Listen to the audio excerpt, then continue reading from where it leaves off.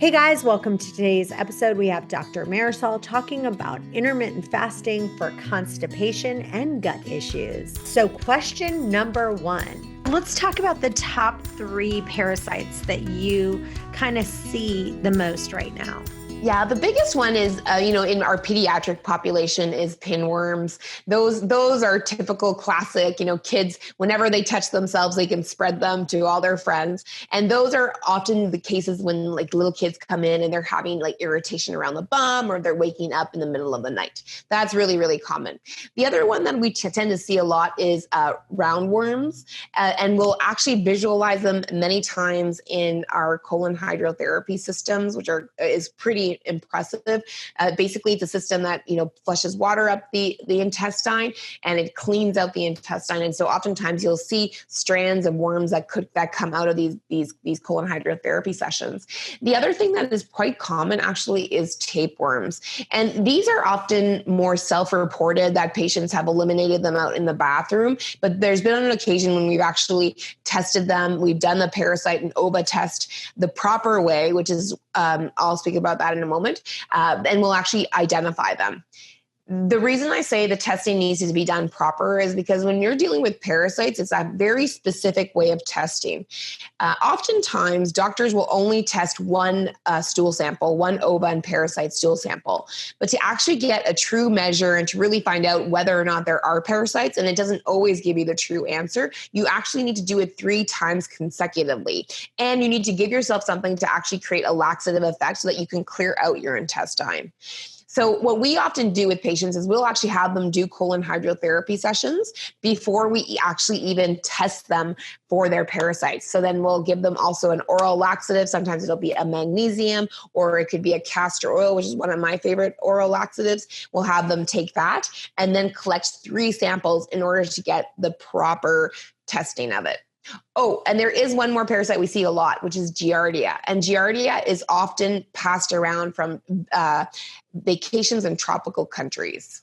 So, question number 2, talk about the acidity Yes. in your gut. And so you said the 2 things you recommend, you said is parasites and then finding a way to get your body into a more alkaline state. Right. What is your opinion on that? So alkalinity and acidity is, the basic function of the body. The body is always trying to be of a proper pH in the blood, in the tissues, in the digestive tract. It is all very set up very, very religiously, right? Like there is a way to do this. This is a natural law that must be followed. And when there are pH problems, the issue is that the digestive tract always is the one that takes the burden for pH problems in the blood or in the tissues, because the gut can survive in improper pHs, but the blood can't. If the blood is of an improper pH, it's goodbye Charlie. And if your tissues are of the improper pH, it's the same issue. The tissues can withstand it a little bit longer because they have the mechanism of inflammation, which also can adjust the pH. But ultimately the blood regulates everything downstream.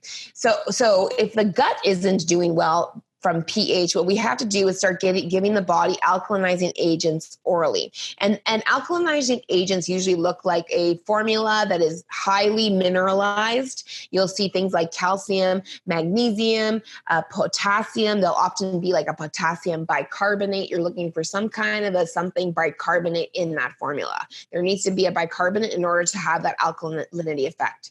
Old school practitioners used to actually even have people just take like a half of a teaspoon of sodium bicarbonate, literally like what you cook with, as a way to alkalinize the tissue mixed in water. And this is also very valid. You need to be careful not to get a sodium bicarbonate that may have aluminum in it, because certain ones are manufactured with aluminum.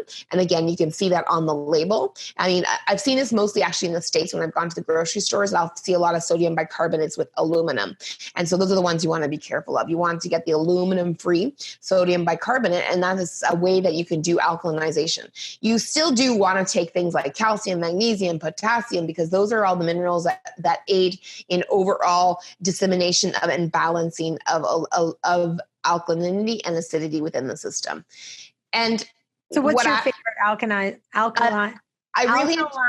alkalinization agent. So I really enjoy something known as electrolyte synergy from DFH. It's probably one of my favorites. They do really truly have a nice balance of potassium bicarbonate. There's also some vitamin C in there, some quercetin. Quercetin has an effect to improve the gastric mucosa. So there's a lot of really good benefits outside of only just alkalinization in that electrolyte synergy from DFH. Hey guys, if you want to try one of these necklaces, if you want to try any of these EMF tools, go to essentialenergy.us and use coupon code ChantelRay for a huge discount. That's essentialenergy.us. So you guys know I've interviewed women all across the country that have been naturally thin their whole life with no dieting, no gimmicks. I interviewed over 1,000 women. I asked them, what'd you eat for breakfast, lunch, and dinner? And they told me everything. And so I actually have written 4 books now with all of these insights. I have put their secrets all right there. And so if you're tired of just the diet roller coaster and you just cannot lose that weight, I have a book called Waste Away. That's the very first one. That's how I break down how I discovered intermittent fasting, how it changed my body, and how thin eaters, they don't even call it intermittent fasting. They just do it. Fasting to Freedom is another book I wrote. It goes deeper. It's more into the spiritual and emotional side of fasting.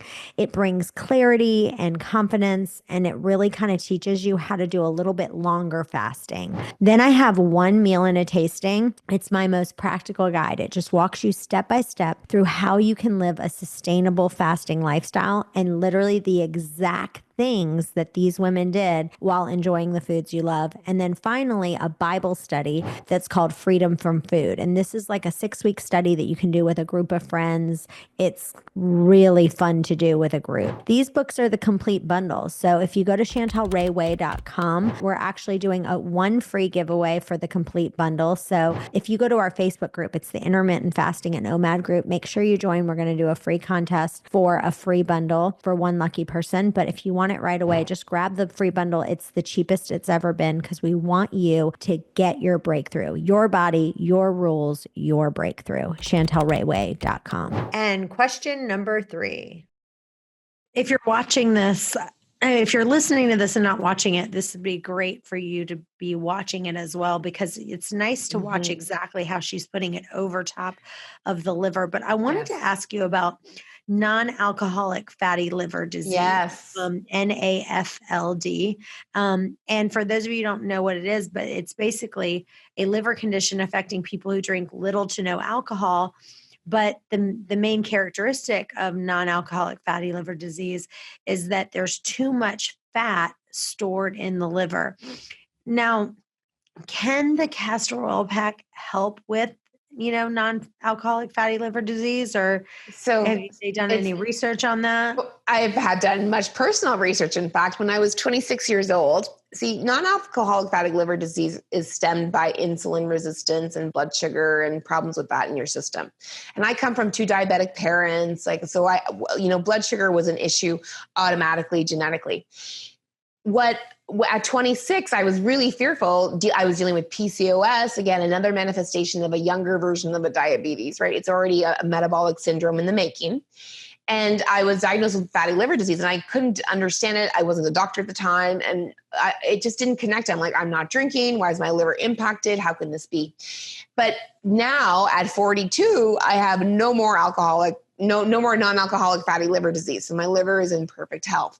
And there's actually reports and studies outside of course, my personal experience where, castor oil packs are used to reduce liver enzymes and inflammatory processes that cause inflammation and cause damage. And that ultimately too, not only is it the insulin and the sugar creating damage in the liver, but it's also inflammation, because sugar always causes inflammation in the body. It creates advanced glycolization and products that are incredibly inflammatory and incredibly damaging. They're like a reactive oxygen species, or they're like basically a fireball that can cause damage in any tissue.